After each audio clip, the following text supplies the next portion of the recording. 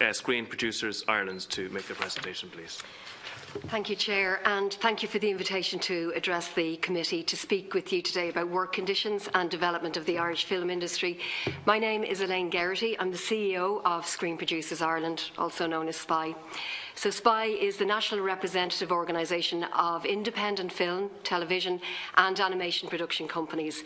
As employers in the Irish creative industries, our members comprise a range of production companies, from young first-time producers to producers of large-scale, high-end film and TV drama. Productions include works such as Vikings, Ripper Street, Penny Dreadful, Room to Improve, Red Rock, Ross na Rún, Nowhere Fast, as well as Oscar-nominated films such as Room and Brooklyn. We hope that the report conducted by Allsberg, SPI, no relation by the way, on the economic analysis of our screen-based creative industries will be published soon. But in the absence, and to give the committee a sense of the scale of the industry, Penny Dreadful, for example, alone employed 1,200 cast and crew over the course of the production, a similar number currently employed by Diageo in Ireland. And in addition, Penny Dreadful and Ripper Street's combined expenditure in Ireland in the period during production was over €50 million. Ireland has a long history of supporting its film and television industry through fiscal incentives. The Section 481 tax incentive is essential in supporting Ireland's production landscape. It has a positive impact on both indigenously produced content and attracting incoming productions, resulting in the creation of high-end jobs and contributing to Ireland's reputation as a global high-tech, digital and creative content hub. In 2016, Irish Productions committed to spending €265 million in the Irish economy as a direct result of Section 481 certified projects.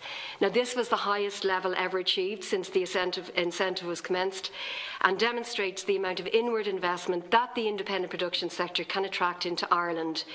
Incoming high-end TV drama remains the biggest contributor to this activity. It increased from 28 million in 2011 to 161 million in 2016.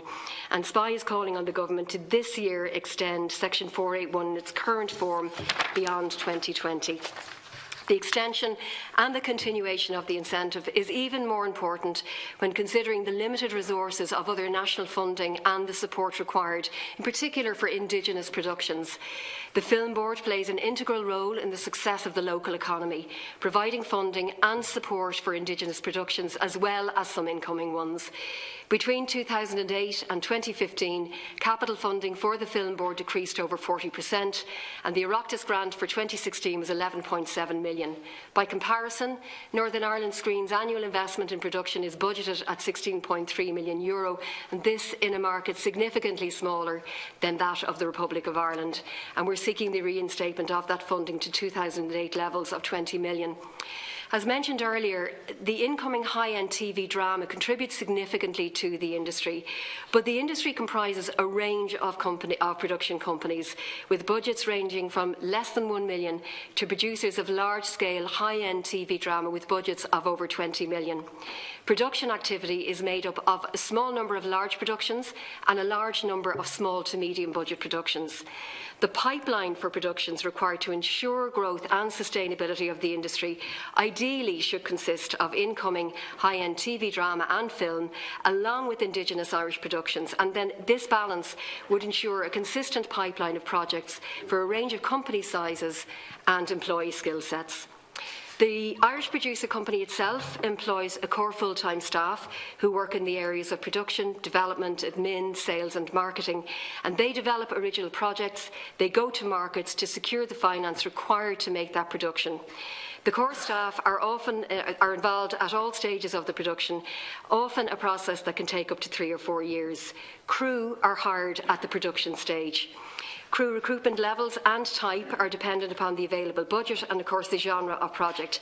So, for example, a large-scale period drama would require a large crew with a particular skill set for this genre. The crew could be hired perhaps for 6 months at a time, while a medium-budget film would employ a much smaller number of crew for a shorter duration, possibly 8 to 10 weeks.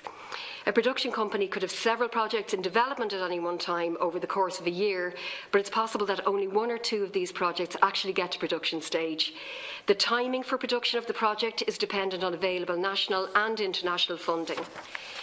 Due to the project-based nature of our industry, a single production company cannot provide full-time employment for 52 weeks of the year to production crew.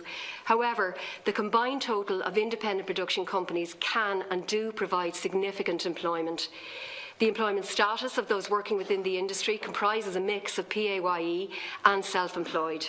Rates of pay and general terms and conditions of employment have been collectively negotiated between SPI and the ICTU recognised film group of unions.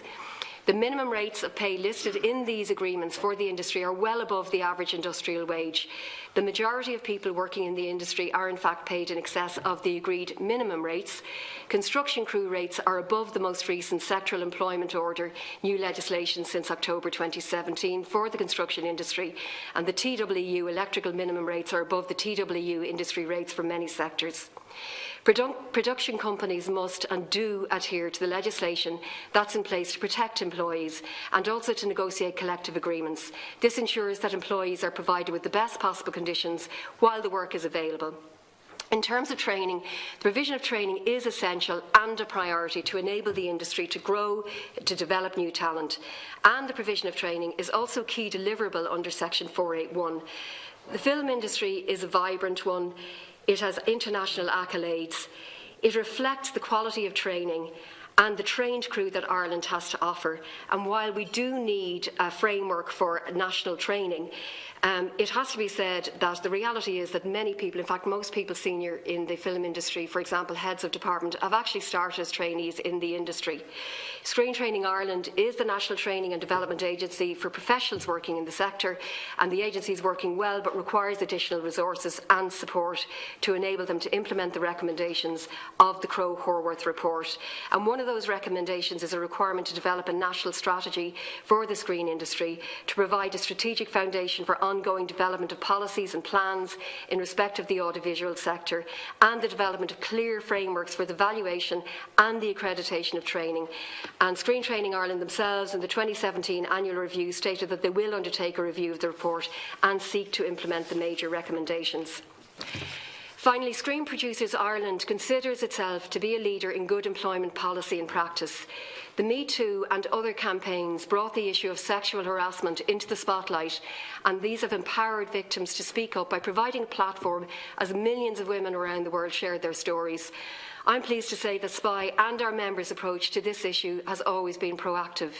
In 2017, we collaborated with our industry partners, Screen Training Ireland, the BAI, SIP2, the IFB and others, including Equity, in providing a half-day workshop on dignity in the workplace, where we continued to communicate the absolute importance of a safe and respectful working environment and ensuring that individuals are protected in the workplace. Following the workshop, SPI issued a suite of resources, including policy documents and promotional materials for display in offices and on sets. And we were also proud to partner with Amplify Women Collective when they published their excellent harassment and bullying practical toolkit. Finally, the creative industries are one of Ireland's great strengths. Irish-made productions are enjoyed by audiences around the world. They enhance our reputation, provide high-value employment. Individuals who work within this industry enjoy working in it because it's unique, it's creative, dynamic, and it provides the opportunity to work in a growing global industry. Irish crew are valued, highly skilled. Their talents are visible on screen and recognised by local and international awards. To ensure the long-term sustainability and development of our sector, we require government understanding of the cultural and economic value of the independent production sector. It's vitally important that Ireland continues its long history of maintaining a tax incentive for production. Without it, Ireland's production sector simply would not exist, and we're calling on the government for an immediate commitment to extend the incentive in its current form beyond 2020. This is a brief presentation, but I hope it gives the committee some helpful insights into the shape of the Irish film and TV drama sector, and I'm very happy to answer any questions you may have.